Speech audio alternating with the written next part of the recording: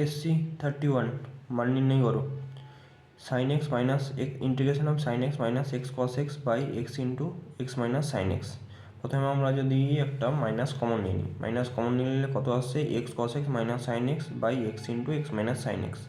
তাহলে ওটাকে যদি অ্যারেঞ্জ করে নিই, পরের স্টেপে আমরা ওটাকে অ্যারেঞ্জ করে এভাবে লিখতে পারি, x minus sine x minus of x into one minus cos x by x into x minus sine x dx.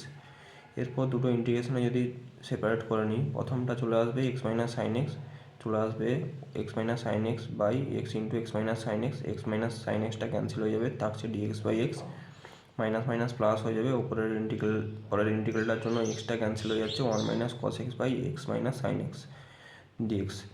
First ইন্টিগ্রালটা তো ডিএক্স বাই এক্স আছে, পরের ইন্টিগ্রালটার জন্য করতে গেলে আমাকে পুট করতে হবে কত, x minus sine x equal to z put করে নিলে চলে আসছে one minus cos x dx, one minus cos x ডিএক্সের ভ্যালুটা ডিজেড বাই জেড চলে আসছে, ওয়ান বাই এক্সের integration log x dz by z log x জেডের ভ্যালুটা রিপ্লেস করলে চলে আসবে x minus sine x plus c equal to সমকলন ধ্রুবক।